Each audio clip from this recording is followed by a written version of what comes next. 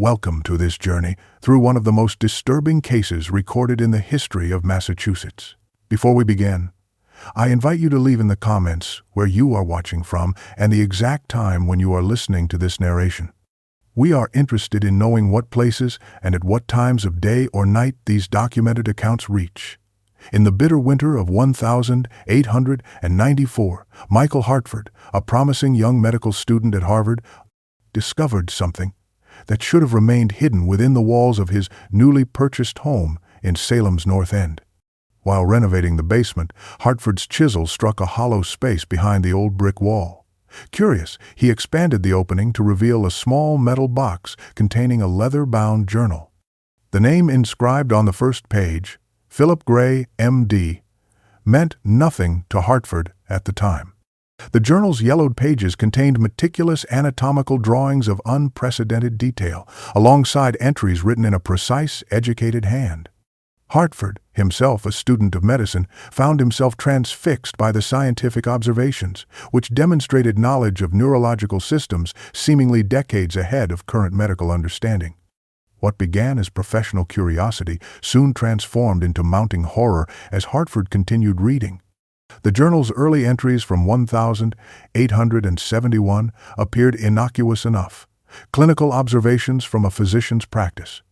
But as Hartford read deeper, the experiments described became increasingly disturbing, detailing procedures that no ethical medical practitioner would contemplate, much less document. Hartford did not realize that in discovering this journal, he had inadvertently unearthed a history deliberately buried by Salem's most prominent citizens decades earlier. A conspiracy of silence meant to protect the town from an association with unspeakable acts. As he read through those pages by lamplight, Hartford could not have known that he was setting in motion a chain of events that would lead him through the darkest corners of Salem's hidden history and into the mind of a man whose terrible vision had been deliberately erased from all official records. According to records Hartford discovered in the Salem Historical Society archives, Dr. Phillip Gray arrived in Salem in April of 1871. The Salem Gazette from April 17th announced his arrival with considerable enthusiasm, describing him as a physician of distinguished European training bringing modern medical practices to our historic town.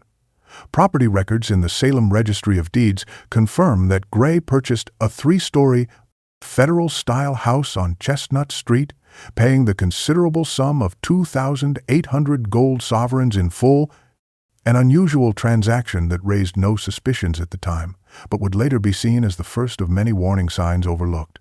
Gray was 32 years old when he established his practice on Essex Street, tall and slender with prematurely graying temples that lent him an air of wisdom beyond his years. Interviews Hartford conducted with elderly residents who remembered Gray described him as unfailingly polite, meticulously dressed, and precise in his speech, which carried a slight accent despite his reportedly English heritage. His modest waiting room quickly filled with patients drawn by his European credentials, which included impressive certificates from medical schools in Vienna and Edinburgh, prominently displayed on his office walls. Within 6 months, Gray had secured invitations to the homes of Salem's most prominent families and gained appointment as a consulting physician at the Salem Almshouse and Orphan Asylum. What the citizens of Salem remained unaware of, as Hartford would later discover through correspondence with London medical authorities, were the troubling circumstances of Gray's departure from St. Bartholomew's Hospital. No formal charges had been filed, but there had been serious questions regarding Gray's research methods and the disappearance of several unclaimed bodies from the hospital morgue.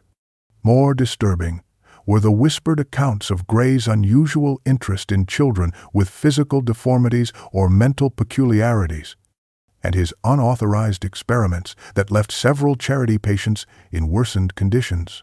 These rumors, never formalized into accusations, had followed him across the Atlantic but never reached the ears of Salem's trusting citizens. By the autumn of 1871, Dr. Gray had established himself as an indispensable member of Salem society. His medical practice thrived, with appointments booked weeks in advance as word spread of his skilled diagnoses and innovative treatments. The Salem Register from November 1871 described him as a physician whose modern methods bring credit to our ancient town. Hartford found evidence of Gray's careful cultivation of influential connections in Craw's personal letters and social announcements of the period. The doctor attended the rite gatherings, made appropriate donations to respectable charities, and exhibited impeccable European manners that impressed Salem's old families. Most calculating was his approach to building a reputation for philanthropy, providing free treatments to selected poor families and ensuring these acts of charity became known to the town's elite. County health records show Gray volunteered his services at the orphanage on Charter Street, visiting monthly to examine the children. The orphanage director's reports, preserved in county archives, repeatedly praised Dr. Gray's dedication, noting his particular interest in children with developmental abnormalities. Dr. Gray shows remarkable compassion for those children most severely afflicted by nature's cruelties, wrote the director in December 1871, unaware of the doctor's true motivations. Hartford discovered letters from grateful patients in the Salem Historical Society archives describing miracle treatments for conditions other physicians had declared hopeless. One mother wrote of her daughter's seizures, which local doctors had failed to treat for years. After 3 weeks under Dr. Gray's care, my Margaret shows no signs of her previous affliction. The good doctor's methods, though unusual, have accomplished what I believed impossible. Most revealing were Gray's own medical logs, discovered by Hartford in a locked compartment of an antique desk purchased from the estate of Judge William Prescott, who had acquired items from Gray's office after the doctor's disappearance. These meticulous records revealed Gray's growing obsession with neurological abnormalities and brain function, with particular attention to unusual cases he encountered through his charity work, documented in language that shifted subtly from clinical interest to something more predatory. The first documented connection between Dr. Gray and the disturbing events that would later unfold appears in the spring of 1872. On April 17th of that year, the Salem Evening News printed a small notice regarding the disappearance of a 10-year-old boy named Thomas Collins from the Charter Street orphanage. The article, barely 4 paragraphs long, described the child as having an unusual manner of walking and a consistently vacant expression, noting that the boy had likely run away, as he had reportedly spoken of seeing the ships at the harbor. The Salem police records from this period, examined by Hartford, show a perfunctory investigation resulting in the official conclusion: child likely sought opportunities elsewhere. Such occurrences not uncommon among orphaned youth. What drew Hartford's attention to this seemingly routine incident was Dr. Gray's signature in the orphanage visitor's ledger on the very day of Collins's disappearance.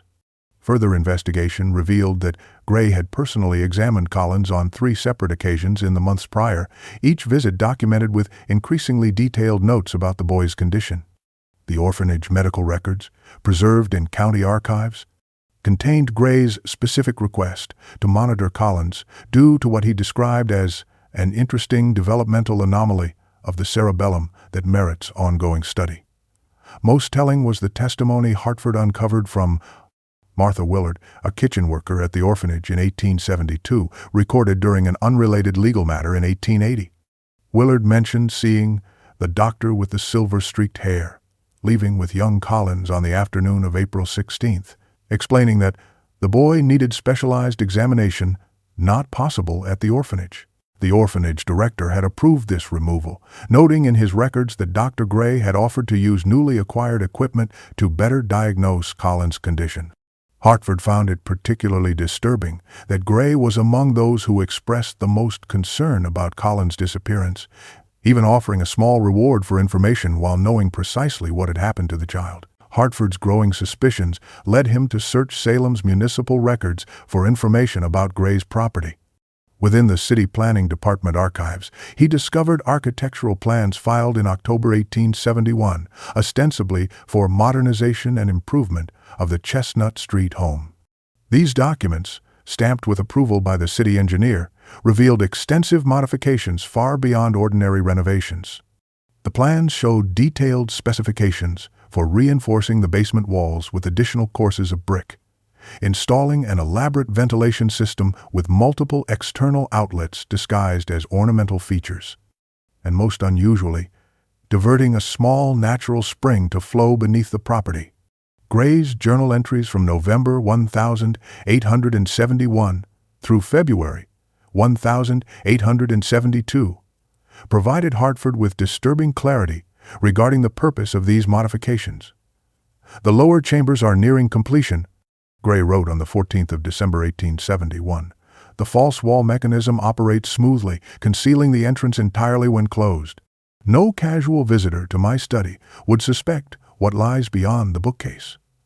Subsequent entries detailed the systematic creation of what Gray termed his sanctuary for unencumbered scientific inquiry, a sophisticated underground laboratory created specifically to conduct work free from the moral constraints of conventional medicine. The journal contained precise diagrams showing the arrangement of specialized equipment, custom-built surgical tables with elaborate restraint systems, preservation tanks of varying sizes connected to a continuous water circulation system, specimen storage cabinets with specialized compartments, and an advanced gas lighting system that provided illumination comparable to daylight for surgical precision.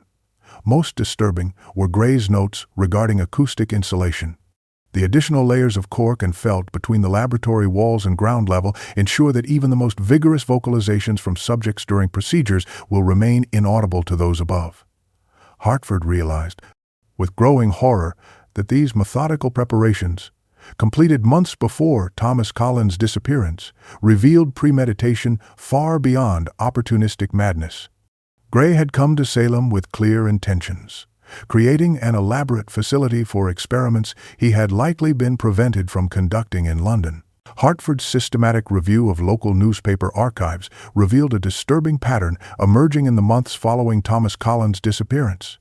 Between June 1872 and November 1874, 4 more children vanished from Salem and the surrounding communities of Beverly, Danvers, and Marblehead. The newspaper coverage was minimal, typically small notices buried in the back pages, with authorities quickly attributing each disappearance to various benign explanations.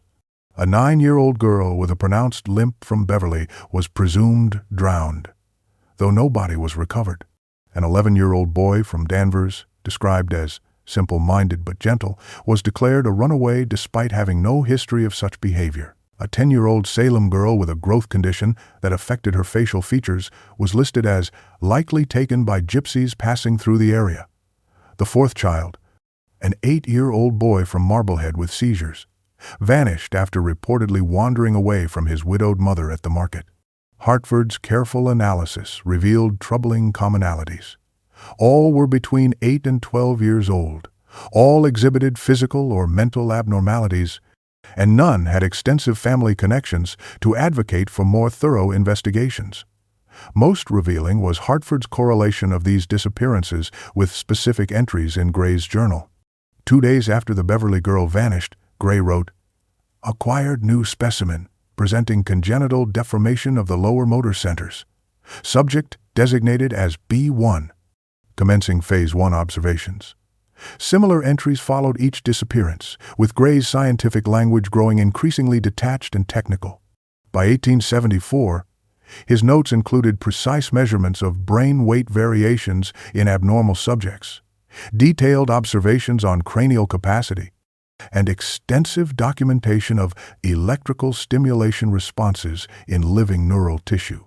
Hartford was particularly disturbed by Gray's methodical approach to documenting his findings, with each specimen categorized, numbered, and subjected to progressively invasive procedures. The journal entries revealed an experimental progression, with Gray building upon findings from each victim to inform his approach to the next, demonstrating a chilling scientific method applied to unthinkable acts. The pattern of disappearing children with abnormalities shifted dramatically in October 1874, when Elizabeth Marsh, the 10-year-old daughter of James Marsh, one of Salem's wealthiest merchants, developed what the Salem Register described as a mysterious affliction that has confounded the medical establishment. Unlike Gray's previous victims, Elizabeth came from a family of considerable social standing and influence. The newspaper documented her declining health with regular updates, describing symptoms that included episodes of unexplained paralysis, violent seizures, and periods of unconsciousness from which she cannot be roused. After several local physicians failed to diagnose or treat her condition, Dr. Gray was consulted as a specialist. Hartford discovered correspondence between Gray and James Marsh in the Marsh family papers, donated to the Essex Institute in 1889 following the merchant's death. The letters reveal Gray's methodical manipulation of the desperate father, first expressing cautious optimism about Elizabeth's prognosis, then suggesting increasingly specialized treatments only he could administer. Gray began making daily visits to the Marsh home, administering treatments that produced temporary improvements in Elizabeth's condition, only for her to relapse days later with more severe symptoms. By November, Gray had convinced the family to move Elizabeth to his home for constant medical supervision, with specialized equipment not transportable to a private residence. The Marsh correspondence shows the family's initial hesitation followed by acquiescence, driven by their daughter's deteriorating condition. Elizabeth remained in Gray's care for 3 months, with her parents permitted only brief, supervised visits during which the child was reportedly heavily sedated for her comfort. On February 3, 1875, Elizabeth's death was announced. Her death certificate, signed by Gray, listed the cause as degenerative brain inflammation of unknown origin. The Salem Gazette reported that the Marsh family, grateful for Dr. Gray's tireless efforts and revolutionary treatments, which, though ultimately unsuccessful, advanced medical understanding, had established a substantial fund for Gray's continued research into neurological conditions. Hartford realized with horror that Gray had escalated from opportunistic predation upon society's marginalized to deliberately manipulating a child's health to secure a subject from Salem's elite. The true horror of Elizabeth Marsh's fate was revealed in Gray's journal entries from October 1874 through February 1875, which Hartford discovered hidden in a false compartment of the doctor's writing desk. The clinical precision of Gray's documentation only amplified the monstrosity of his actions. Initial administration of diluted belladonna extract to subject E.M. successful, Gray wrote on October 12. Symptoms manifested within hours: disorientation, mild hallucinations, pupil dilation. Subsequent applications of precise combinations of neuroactive compounds should produce the specific symptomology needed to baffle conventional practitioners. The journal meticulously detailed how Gray systematically poisoned the previously healthy child, carefully calibrating doses to create symptoms that would eventually necessitate his specialized intervention. Once Elizabeth was relocated to his home, Gray's entries became more explicit about his experimental intentions. Subject E.M. now provides opportunity for the most comprehensive study of central nervous system response in a living subject to date. Her privileged background ensures she has suffered no prior neural damage from malnutrition or injury, presenting an ideal specimen for baseline observations. Hartford was physically sickened by subsequent entries describing surgical procedures performed, while Elizabeth was maintained in what Gray called a controlled, semi-conscious state through precise administration of chloroform and morphine derivatives. Gray performed multiple partial craniotomies, removing sections of the child's skull to access and manipulate her brain tissue directly, meticulously documenting her physical and verbal responses to various stimuli. Between these clinical observations, Gray recorded Elizabeth's behaviors during periods of consciousness. Her confusion, her descriptions of strange dreams where she could feel hands inside her head, her increasingly desperate pleas to return home. Subject displays remarkable cognitive awareness of her circumstance, despite chemical suppression, Gray noted dispassionately. Her articulation of experiencing the procedures while unable to respond physically represents an unexpected variable worthy of documentation. Her psychological deterioration provides valuable insights into the mind's response to awareness of its own manipulation. The journal revealed that Elizabeth remained conscious and aware far longer than Gray had anticipated. Her suffering extended by his determination to document every aspect of her physical and psychological decline. The substantial funding provided by the Marsh family marked a turning point in Gray's activities. Hartford discovered building permits filed in March 1875 for additional drainage improvements to Gray's property, which architectural analysis revealed were actually extensive expansions of his underground laboratory. Bank records show Gray withdrawing large sums to purchase specialized equipment from medical suppliers in Boston, New York, and even Europe. Most disturbing was Hartford's discovery of Gray's methodical expansion beyond Salem for his victims. Correspondence, found in the effects of a deceased asylum administrator in Danvers, revealed Gray had established a network of paid informants in poorhouses, asylums, and orphanages throughout Massachusetts. These individuals, often underpaid staff in these institutions, received regular payments disguised in financial records as charitable contributions to the welfare of the unfortunate. In exchange, they identified and facilitated the transfer of potential specimens with the specific physical or mental characteristics Gray sought. His journal entries from this period document a dramatic acceleration in his research ambitions. The limitations of single-subject studies have become apparent.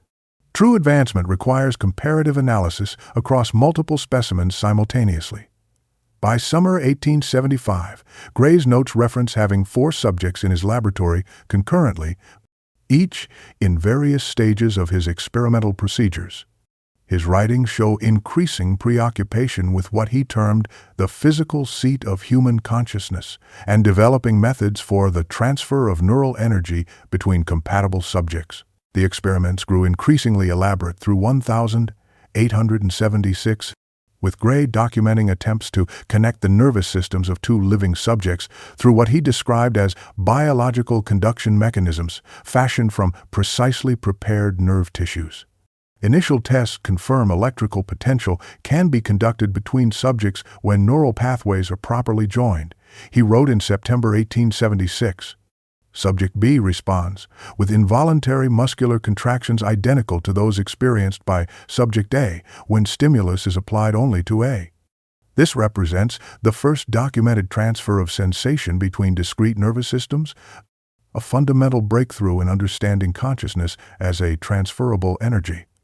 Hartford realized with growing dread that Gray's research was building systematically toward some even more horrific culmination. By mid-1876, Gray's need for subjects had grown beyond what his established network could discreetly provide.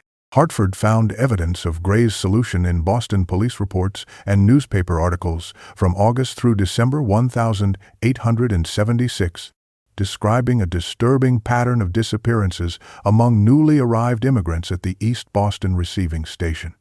The Boston Daily Globe ran a series of articles about what they termed a gentleman predator, targeting vulnerable newcomers, particularly those traveling alone who exhibited physical deformities or apparent mental limitations. According to witness statements compiled by investigating officers, the suspect was described as a well-dressed gentleman of distinguished bearing, speaking with refined accent and offering employment or medical assistance. The investigation generated considerable public concern initially, but quickly stalled due to the language barriers preventing effective interviews and the transient nature of the immigrant population. Hartford connected these reports to Gray through railroad passenger manifests showing his frequent travel between Salem and Boston during this period, typically twice weekly, corresponding precisely with the days immigrants were processed at East Boston. Gray's journal entries from late 1876 confirm these connections with disturbing clarity. The port provides an abundant supply of unattached persons whose absence generates minimal inquiry. Today secured 2 specimens displaying precisely the congenital neural malformations required for the comparative analysis phase. His notes repeatedly reference expanding specimen diversity through foreign subjects whose unusual conditions reflect genetic variations not commonly seen in local populations. Financial records from Gray's accounts at Salem National Bank show substantial withdrawals preceding each Boston trip, followed by significant purchases from medical suppliers. Particularly revealing was correspondence Hartford discovered between Gray and Schaefer Surgical Instruments of New York, detailing the doctor's orders for custom-designed equipment, including specialized trepanning tools, cranial restraint mechanisms, and an elaborate apparatus described as a neural activity transfer chamber built to Gray's precise specifications. The invoices for these items corresponded with large withdrawals from the research fund established by the Marsh family, whose tragic loss was now financing Gray's escalating atrocities. Most chilling was Gray's growing confidence, as his journal entries shifted from cautious documentation of isolated experiments to expansive theorizing about fundamentally redefining humanity's understanding of consciousness as a transferable, combinable energy, rather than an individual phenomenon. Hartford's research revealed a gradual shift in Salem's perception of Dr. Gray, beginning in early 1877. The Ladies' Wednesday Society column in the Salem Gazette showed Gray's absence from several prominent social events where he had previously been a reliable fixture. Private correspondence between Harriet Peabody and her cousin in Boston, dated March 1877, mentioned that Dr. Gray has become quite the recluse, his once immaculate appearance now often disheveled, with a distracted manner suggesting complete absorption in his research. Hartford found multiple references in personal diaries and letters to strange occurrences at the Chestnut Street house. Margaret Wilson, wife of Dr. Edward Wilson, whose practice neighbored Gray's, wrote to her sister in April, "The peculiar odors emanating from the Gray residence have become impossible to ignore." Reminiscent of the anatomical theater at Medical College, Edward once described, but with an underlying sickly sweet component that lingers in the air for hours.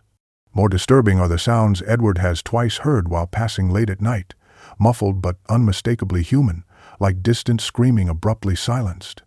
The Journal of Thomas Gardner, a delivery boy for Salem Apothecary, recorded his unsettling experience in June. Brought Dr. Gray's monthly order at the usual time. Heard multiple voices from within, including what sounded like a child's whimpering. When the doctor answered, his shirt had fresh stains he claimed were chemical reagents. He refused my entry despite my needing his signature, taking the parcels at the threshold. He lives alone, but I distinctly heard someone call out as he closed the door. By summer 1877, Gray's medical practice showed a marked decline in patients from Salem's prominent families, though Hartford's review of bank records indicated this had minimal financial impact. The Salem Evening News Society pages revealed that several families had begun declining invitations to Gray's home, with one hostess noting in her personal calendar, "Seated Dr. Gray at the far end from the Marshes, who still cannot bear his presence despite their financial support of his work." Most telling was an entry in the diary of Reverend Phillips, who wrote after a brief visit, "I cannot explain the profound sense of wrongness that permeates that house. Something there offends the soul before it registers on the senses." The immigrant disappearances in Boston eventually drew the attention of Detective James Sullivan, whose case files Hartford discovered in the Boston Police Archives, misfiled under abandoned investigations. Sullivan's meticulously detailed notes began in April 1878, documenting his methodical approach to the case that had been dismissed by his superiors as unfortunate but inevitable losses among transient populations. The detective had interviewed dozens of processing officials at the case's Zapstays and Azation processing officials at the East Boston Receiving Station, constructing a pattern of disappearances that consistently followed visits from a well-dressed gentleman who matched Dr. Gray's description. Sullivan's breakthrough came when a Polish immigrant recognized Gray's photograph, identifying him as the man who had taken away her brother, who had a malformed spine with promises of medical treatment. The case notes showed Sullivan tracking Gray's movements between Boston and Salem, documenting the doctor's regular pattern of selecting victims at the immigration station and returning to Salem on the late afternoon train. By May 1878, Sullivan had begun surveillance of Gray's property, his notes describing unusual patterns of light in the basement windows and the occasional sound of something between a moan and a scream quickly silenced. Most revealing were Sullivan's frustrated entries detailing his attempts to alert Salem authorities. Met with Sheriff Collins today, Sullivan wrote on May 28. Despite presenting substantial evidence linking Gray to multiple disappearances, was informed that Salem cannot investigate one of its most respected citizens based on circumstantial connections to missing foreigners in Boston.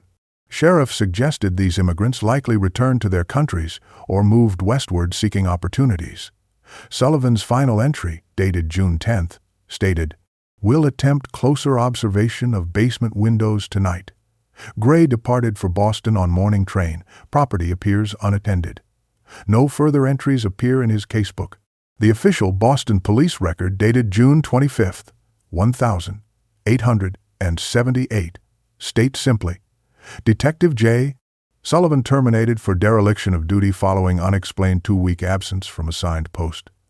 Hartford made the grim connection when, during renovation of Gray's basement in 1894, workers uncovered human remains, later identified through dental records as belonging to Detective Sullivan, buried beneath the laboratory floor alongside other unidentified victims.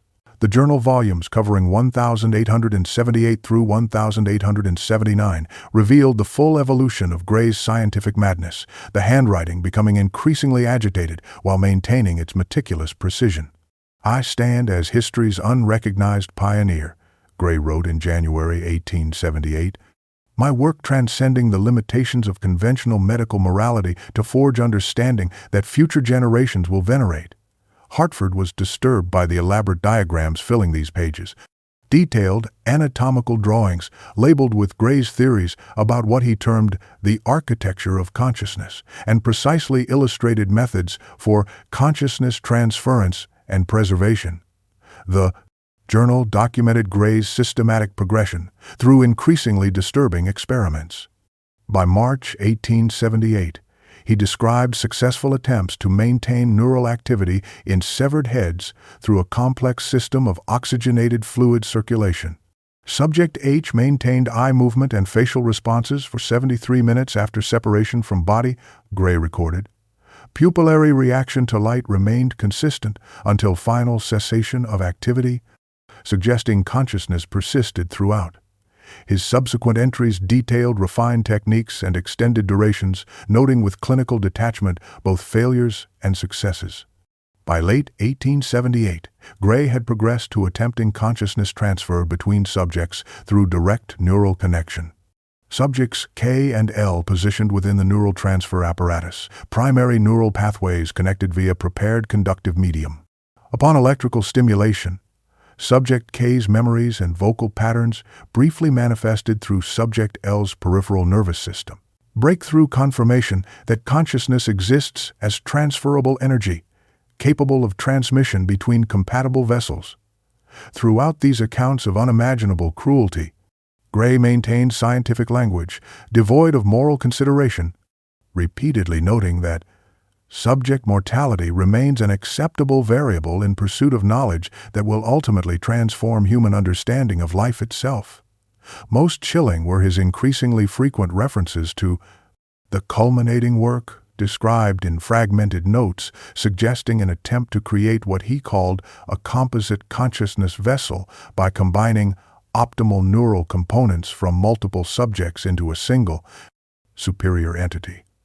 Hartford realized, with growing horror, that Gray's work was building towards something even more monstrous than the individual atrocities documented thus far, a culmination of his theories about consciousness as a transferable, combinable energy. Hartford's renovation work in April 1894 led to his most horrific discovery, when workers breaking through a sealed wall in the basement's northwest corner revealed a second, deeper chamber that had remained untouched since Gray's disappearance. The municipal building inspector, upon seeing the contents, immediately ordered the workers out and contacted authorities, but not before Hartford had witnessed what lay within. The chamber, approximately 15 feet square with unusually high ceilings, contained 6 glass preservation tanks connected to an elaborate system of tubes and mechanical pumps. 5 tanks contained clouded fluid that obscured their contents, but one remained clear enough to reveal what Hartford described in his private notes as a horror that defies rational explanation or acceptance by the civilized mind. The final volume of Gray's journal, found in a sealed metal case within this chamber, documented these as his ultimate experiments, attempts to create what he called composite consciousness vessels. Through surgical procedures combining neural tissue from multiple subjects into single, specially prepared bodies. Subject Composite 3 survived integration of cerebral tissue from subjects P, R, and T, Gray wrote in February 1879. Neural connections established successfully between foreign brain segments and host brain stem. Subject demonstrates reflexive responses consistent with multiple conflicting motor impulses. Later entries track the development of these creations with clinical precision. Composite 4 now exhibits periods of consciousness during which it demonstrates remarkable phenomena. When presented with various objects, it responds with fragmented memories and skills from component donors, recognizing items it could not possibly have encountered in its current form. Hartford discovered a cabinet containing dozens of specimen jars with preserved tissue samples that confirmed the horrific reality behind Gray's clinical descriptions. Medical authorities who later examined these specimens confirmed they contained surgically modified human brain tissue showing evidence of experimental neural grafting techniques far beyond contemporary medical knowledge. Most disturbing was Hartford's discovery of a quicklime pit accessed through a trapdoor in the chamber floor, containing the partially dissolved remains of what appeared to be dozens of failed subjects. Analysis of these remains by medical examiners confirmed Gray's descriptions of attempting to create viable composite entities through progressive surgical combination of neural tissues from multiple victims, experiments that represented the ultimate expression of his madness and the final fate of many who disappeared during his years in Salem. The Salem Evening News, from October 18, 1879, carried the headline, "Prominent Physician's Home Destroyed in Terrible Conflagration," describing how Gray's residence on Chestnut Street had erupted in flames shortly after midnight. Hartford collected multiple accounts of the fire, including fire department records and witness statements that described an inferno of unusual intensity. "The flames burned with strange colors not typical of house fires," reported Fire Captain William Thornton, "and proved remarkably resistant to our standard firefighting methods. The blaze continued for nearly 48 hours before finally being extinguished, by which time the structure had been almost completely consumed." Initial newspaper reports attributed the disaster to an unfortunate accident in Dr. Gray's chemical laboratory, noting that no trace of the doctor was found among the ruins, leading to public assumption that he had perished in the fire. Hartford's investigation, however, revealed troubling inconsistencies in the official account. The fire department's incident log contained a hastily scrawled note indicating that Chief Justice Samuel Holbrook and Mayor Francis Peabody had personally directed firefighters to concentrate efforts on preventing spread to neighboring structures rather than attempting to access the basement areas where Gray might have been working. Even more suspicious was the entry dated October 20th stating, "Site declared hazardous by city engineer. Mayor's office orders immediate clearing and filling of foundation to prevent public danger." Hartford discovered that within 1 week of the fire, the charred remains had been completely removed, the foundation filled with soil and gravel, and the lot surrounded by a high fence with posted warnings about unstable ground. The most revealing evidence came from a sealed court order Hartford found misfiled in the county clerk's archives, dated October 19, 1879, bearing the signatures of Judge Holbrook, Mayor Peabody, and 5 other prominent citizens. The document explicitly forbade excavation of the property at 217 Chestnut Street for any purpose whatsoever, and ordered all records relating to Dr. Phillip Gray sealed for 99 years. The order stated these measures were taken in consideration of public health and moral welfare, but provided no specific justification for such extraordinary restrictions. Hartford realized the fire had not been an accident but a deliberate action taken by Salem's authorities after discovering the true nature of Gray's work. Hartford's investigation led him to interview several elderly residents whose memories reached back to 1879. Margaret Daniels, who had been a young housemaid in Mayor Peabody's residence, recalled overhearing fragments of an urgent midnight meeting the night before the fire. "The gentleman spoke in hushed voices," she told Hartford, "but I distinctly heard the mayor say, 'This cannot become public knowledge.'" The reputation of Salem would never recover from another association with such darkness. Town records showed an unusual pattern in the months following the fire. Weekly closed-door meetings of the town council, with minutes either sealed or recorded with deliberate vagueness, typically noting only discussion of public health concerns or consideration of historical preservation matters. Hartford traced several prominent families who had maintained close associations with Gray, discovering that within 6 months of the fire, 5 had relocated from Salem to distant locations including San Francisco, Chicago, and Europe. The Salem Gazette's archived editions revealed a systematic pattern of omission beginning in November 1879, with Gray's name vanishing from all public records and historical accounts despite his previous prominence in the community. Most illuminating was a document Hartford discovered hidden within the binding of Judge Holbrook's private Bible, obtained from his great-granddaughter. A pact signed by 23 of Salem's leading citizens, including physicians, clergy, government officials, and businessmen, agreeing to protect the reputation of our ancient town from the stain of association with unspeakable acts committed in our midst. The signatories pledged to ensure all evidence of Gray's experiments would be destroyed and his name expunged from public memory. The conspiracy extended beyond Salem's boundaries, as evidenced by correspondence between Mayor Peabody and officials in Boston and Washington.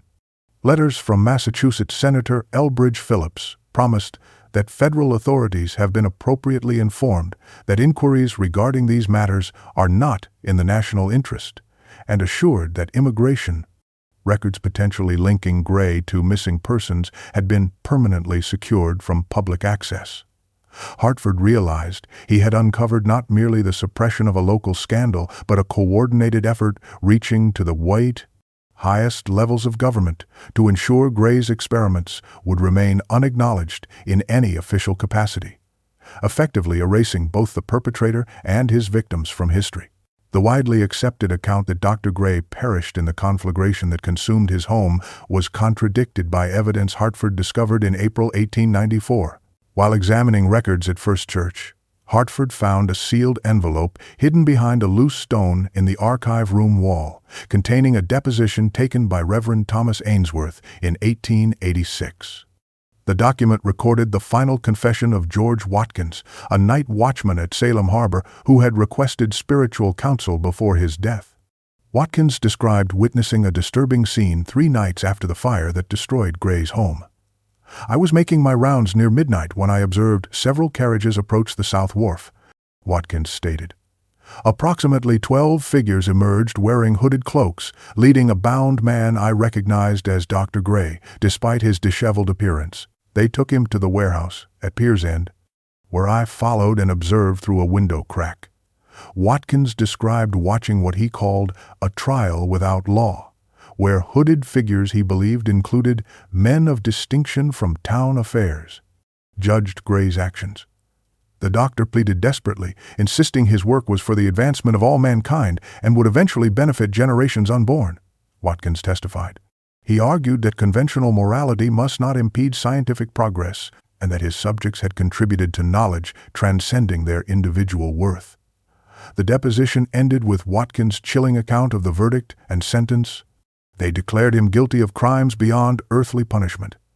2 men brought forth a metal container resembling a diving bell with air holes along its upper rim.